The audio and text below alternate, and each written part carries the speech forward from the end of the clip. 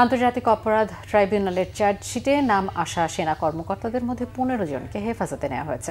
তাদের মধ্যে 14 জন কর্মরত এবং একজন অবসর উত্তর ছুটিতে থাকা কর্মকর্তা। আন্তর্জাতিক অপরাধ ট্রাইব্যুনালে সামরিক বাহিনীর সদস্যদের মামলার বিষয়ে ঢাকা সেনানিবাসে ব্রিফিং এসব তথ্য জানান সেনাবাহিনীর adjutant general major general Hakimuzzaman. বলেন, সেনাবাহিনী ন্যায় বিচারের পক্ষে। গুম কমিশনের রিপোর্ট অনুযায়ীও গুমের সাথে সেনাবাহিনী জড়িত নয় বলে জানান তিনি। রকুনুজ্জামানের রিপোর্টে বিস্তারিত। আওয়ামী লীগ আমলে গুমের ঘটনার দুটি মামলায় বুধবার ক্ষমতাচ্যুত প্রধানমন্ত্রী শেখ হাসিনা সহ 28 জনের বিরুদ্ধে গ্রেপ্তারি পরোয়ানা জারি করে ট্রাইব্যুনাল। চাকরিরত সেনা কর্মকর্তাদের গ্রেপ্তার না করায় জুলাই অভ্যুত্থানকারীদের ক্ষোভ আলোচনা সমালোচনার মধ্যে শনিবার সেনানিবাসে সেনাবাহিনীর adjutant general major general Mohammad Hakimuzzaman এ বিষয়ে ব্রিফিং করেন। জানান, 25 জন সেনা কর্মকর্তাকে অভিযুক্ত করা হয়েছে।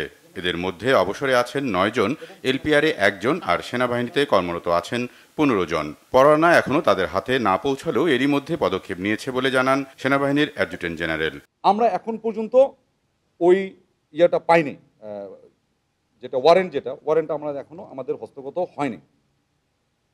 কিন্তু বাংলাদেশ সেনাবাহিনী সংবিধান স্বীকৃত বাংলাদেশের সকল আইনের প্রতি শ্রদ্ধাশীল। মেজর জেনারেল কবির আহমেদ ছাড়া বর্তমান কর্মরত ও এলপিআরে থাকা সবাই সেনা হেফাজতে আছেন বলেও ব্রিফিংয়ে জানানো হয়। জেনারেল কবিরের নিখোঁজ থাকাকে বেআইনি অনুপস্থিত ঘোষণা করা সহ এ বিষয়ে ব্যাখ্যাও দেন মেজর জেনারেল মোহাম্মদ হাকিমুজ্জামান। 10 জনের মধ্যে খালি 10 জন না, 15 জনের মধ্যে একজনকেই শুধু মিসিং, বাকি সবাই জয়েন করেছে, এই হেফাজতে চলে আসছেন। 14 জনই আমাদের সেনা হেফাজতে চলে আসছে।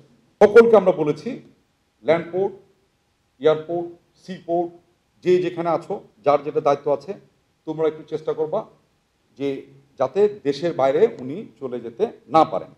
মেজর জেনারেল মোহাম্মদ হাকিমুজ্জামান জানান, আইনি ব্যাখ্যার প্রয়োজন রয়েছে এই ওয়ারেন্ট নিয়ে। কাজেই 22 অক্টোবর এদের ট্রাইব্যুনালে হাজির করার বিষয়ে আইনি ব্যাখ্যা পাওয়ার সাপেক্ষে সেই অনুযায়ী আইনগত পদক্ষেপ নেওয়া হবে। সেনাবাহিনীর অ্যাডজুটেন্ট জেনারেল জানান, সেনাবাহিনী সংবিধান স্বীকৃত বাংলাদেশের সকল আইনের প্রতি শ্রদ্ধাশীল। হেফাজতে থাকা কর্মকর্তাদের বিরুদ্ধে আইন অনুযায়ী ব্যবস্থা নেওয়া হবে। এখন ধরেন যে একজন আমাদের মেজরের নাম আছে এখানে, তার বয়স 49 বছর 7 মাস। এখন তর্কের খাতিরে তার ট্রায়াল শুরু হলো, ট্রায়াল শেষ হইতে হইতে তার 50 পার হয়ে গেছে। তারপরে তাকে বলা হলো একুইটেড। তাহলে হলোটা কি? Can E come back? ও তো রিটায়ার চলে গেছে, আমার কিন্তু তার বয়স শেষ। আমি তাকে নিতে পারছি না, আবার আমি তাকে ফেরত দিতে পারছি না। ডিফিকাল্টিস তো বুঝতে পেরেছেন। সুতরাং আমরা এটার ব্যাপারে ডেল্টা যেটা আছে, এই ডেল্টার ব্যাপারে সবগুলোর ক্ষেত্রে সাধারণত একটা ব্যাখ্যা বা নোট দিয়ে দেয় আইনের এগুলোর ক্ষেত্রে। আমরা এখন পর্যন্ত এটা নোটটা পাবলিশ হয়নি, নোট পাইনি। এবং এটা পাবলিক, এটা কিভাবে এক্সিকিউট করা হবে, এটার একটা অবশ্যই অ্যাপ্রোপ্রিয়েট অথরিটি থেকে আমাদেরকে ইস্যু করবে। এবং for arm forces, specially for army যদি বলি, নেভি আর সেম, তার জন্য এটা কিভাবে এক্সিকিউট করা হবে এটা তোমরা আমাদেরকে একটু ব্যাখ্যা করো। এই ব্যাখ্যাটা আমরা চাবো ইমিডিয়েটলি। গুম কমিশনের পাশাপাশি গুমের অভিযোগের বিষয়ে বাংলাদেশ সেনাবাহিনীও ন্যায় বিচারের পক্ষে বলে জানান তিনি।